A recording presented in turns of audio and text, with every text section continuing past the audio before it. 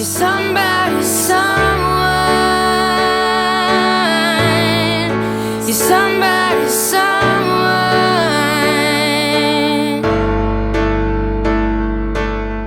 Hi, my name is Casey Kehoe. I am a friend of Melissa's, and I shared my story of having eating disorder um, throughout my young adult life in the book. I met Melissa in college. We played soccer together, and I went through a lot of different recovery treatments and everything. And I am doing well now. Excited to share whatever I can, because it still is a struggle. Yeah. So really the only reason I did this, and the truth was I saw your post on Facebook, and it was just you being vulnerable and just admitting that you were in tears and this was a struggle. And Yeah. I thought about all these people. We have these posts where people are posting the fun things they're doing, which we need. But what about those moments when we're feeling down, and are we going hard on ourselves or being down? Right. Are we mad at ourselves? Why do I feel like this? Why didn't I get dressed at Mhm. 2 o'clock?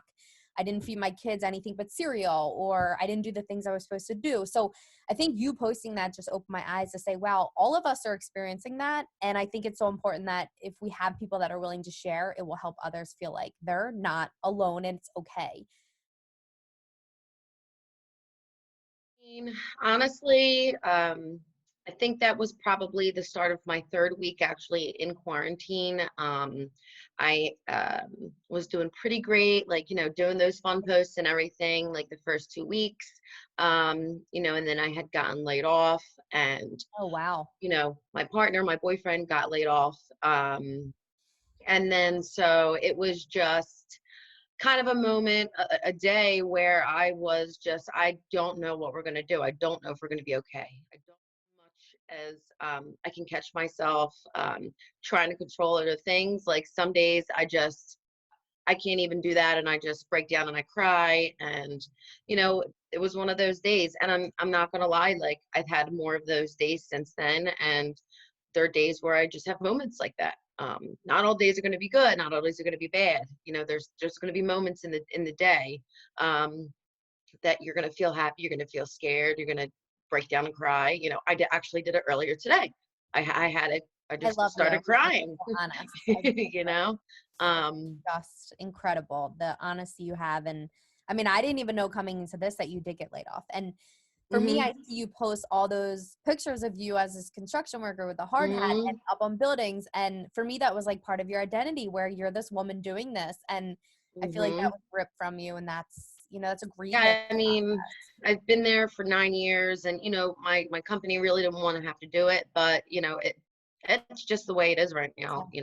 There's nothing going on in construction really, and you know, everywhere, everybody's getting laid off.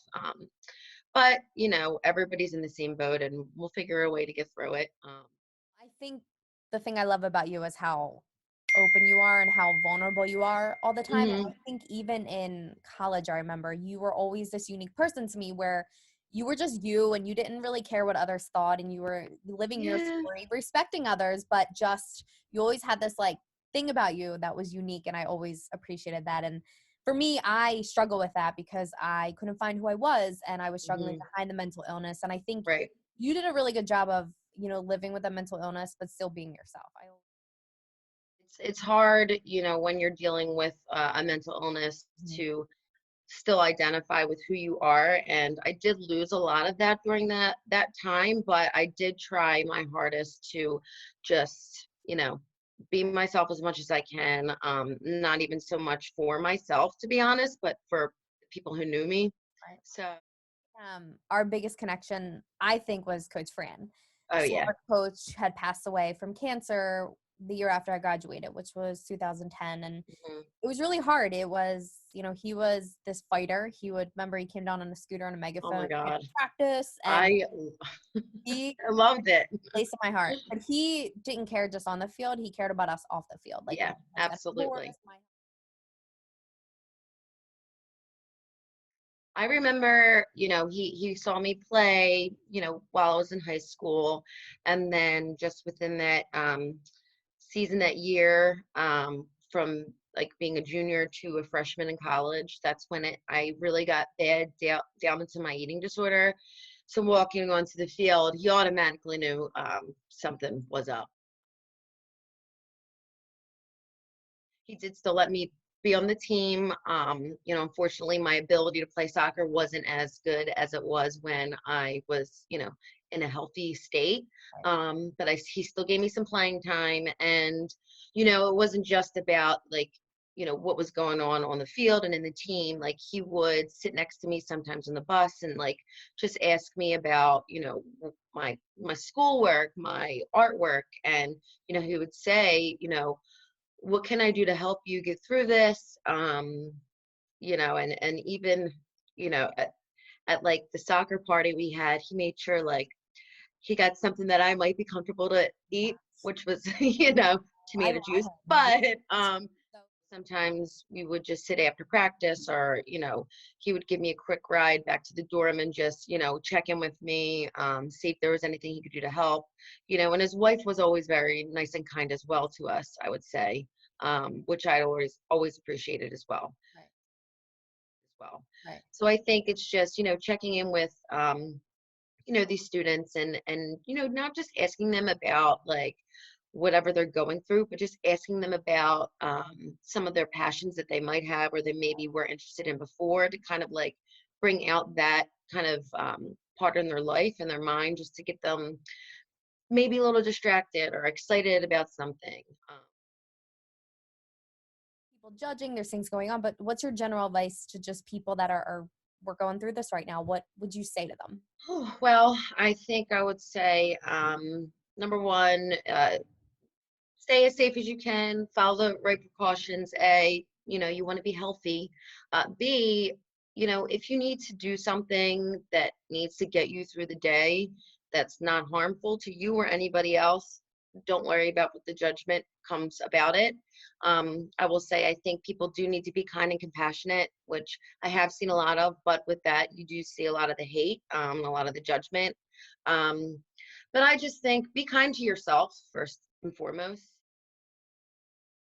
That is extremely important. And I think that's extremely hard for a lot of people, not just people with mental illnesses or, addiction, whatever. I think being kind to yourself is just, if you don't feel like being productive someday and you just want to lay around in your pajamas and, that is absolutely fine. Everybody needs to do that.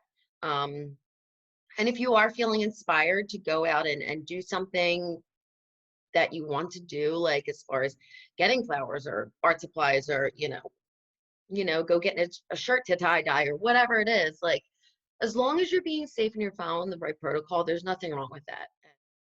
If there was somebody who was the Casey that was struggling in college Ooh. and she was home now with parents and people watching her and she was feeling like she was being judged, what would your advice be to that Casey? Oh, wow. That is tough. But what I would say is to her, um, maybe listen to yourself and your right mind that's telling you that, the actions that you're taking might not be the healthiest, but it's okay to not be okay, and to try and talk to the people around you about what exactly it is you are going through. You're somebody, someone.